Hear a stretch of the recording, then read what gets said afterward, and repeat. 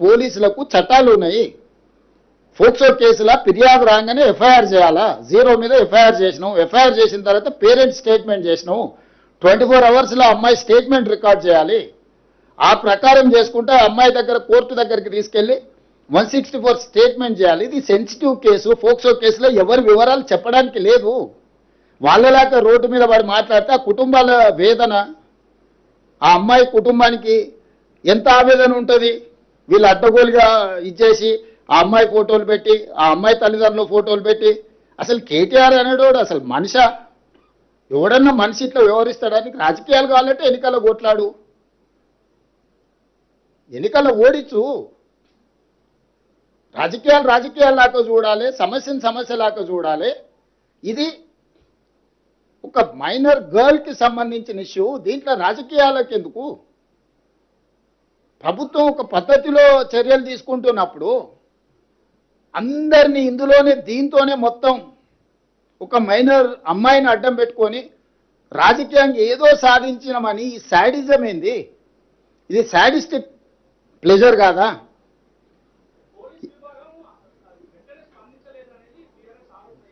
నేను అదేనా చెప్పేది, వాళ్ళ గురించి ఇప్పటి దగ్గర చెప్పింది. శాడిస్ట్ అని నేను చెప్తుంటే మళ్ళీ నువ్వు ఇంకా కొత్తది అడుగుతావేంది?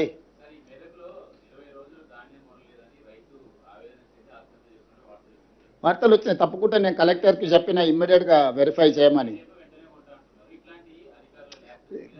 నేనేమంటున్నానంటే ఎక్కడైనా ఏదైనా సంఘటన జరిగితే ఆ కుటుంబాన్ని ఆదుకోవడమే కాకుండా దాని బాధ్యులైన అధికారుల మీద కూడా చర్యలు తీసుకుంటున్నాము.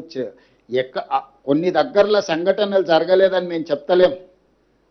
కొన్ని ప్రభుత్వం దృష్టికి రాకుండా లేకపోతే కొంతమంది నిర్లక్ష్యంతో కొన్ని మిల్లులోలు టీఆర్ఎస్కి అనుకూలంగా ఆ మిల్లులు గత ప్రభుత్వంలో 1000 కోట్లు కొల్లగొడితే వాళ్ళ మీద పీడీ యాక్ట్ పెట్టి కేసులు కట్టి కోర్టు నుంచి తెచ్చి అరెస్ట్ చేసినాం.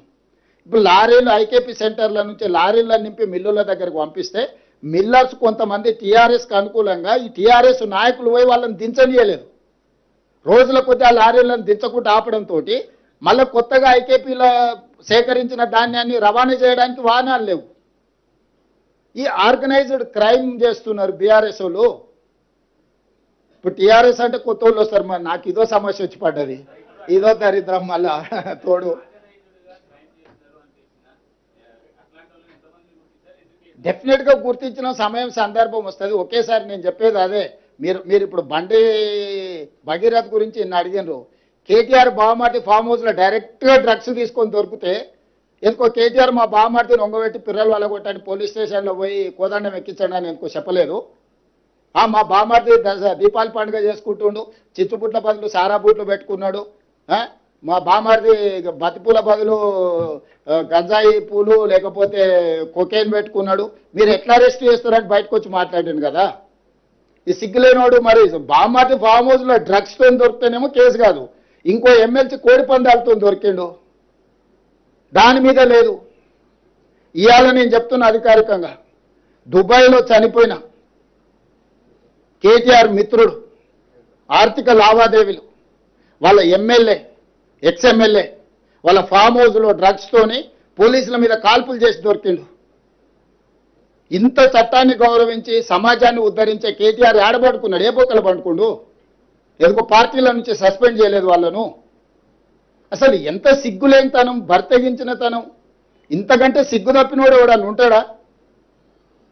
మరీ సిగ్గు లేకుండా మాట్లాడిందా? నిన్నదాకా మనం ఆయన బెయిల్ వచ్చింది, ఫామ్ హౌస్లో డ్రగ్స్తో దొరికి పోలీసుల మీద కాల్పులు జరిపినోడు వాళ్ళ పార్టీ కనీసం ఆయన నోటీస్ ఇవ్వలేదు, ఆయన పార్టీల నుంచి సస్పెండ్ చేయలేదు. ప్రత్యక్షంగా పార్టీ ఉన్నోడు రెడ్ హ్యాండెడ్గా దొరికితే దాని గురించి మాట్లాడాడు. అతను ఆయనకు అమాయకుల్లాగా కనిపిస్తాడు, జాతిరత్నంలాగా కనిపిస్తాడు. ఈయనకు యువతల పిల్లల్ని చట్ట ప్రకారము పకడ్బందీగా చర్యలు తీసుకున్నాం.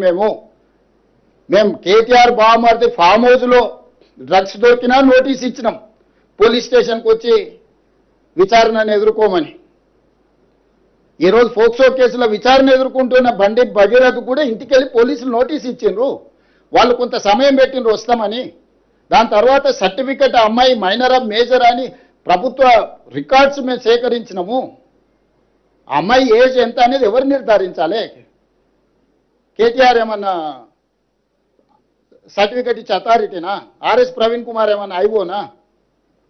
ఐఓలు వెళ్ళి స్కూల్లో అమ్మాయి బర్త్ సర్టిఫికేట్ తీసుకొని 10th క్లాస్ సర్టిఫికేట్ తీసుకొని అమ్మాయి హాస్పిటల్స్లో బర్త్ సర్టిఫికేట్ తీసుకొని ఆధార్ కార్డు తీసుకొని ఆ అమ్మాయి మైనర్ అని నిర్ధారించుకొని ఇమ్మీడియట్గా ప్రభుత్వం యాక్షన్లకు దిగింది. కోర్టు కూడా మమ్మల్ని తప్పు పట్టలేదే. ఓన్లీ కేటీఆర్ కోర్టులో తప్పు.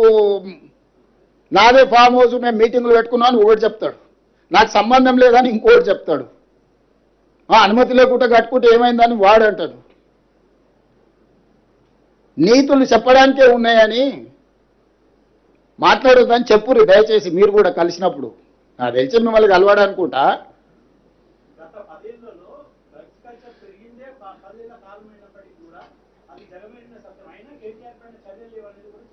బస్ ఏదైనా చట్టం ప్రకారం చేయాల్సిందే. చట్టంలో ఉన్న లొసుగులను వాళ్ళని వాడుకుంటారు. కన్జ్యూమ్ చేసిన వాడు దొరికితే కూడా అతని బాధితుడి కింద చూడమని చట్టంలో ఉంది. స్టేషన్ బెయిల్ ఉంది.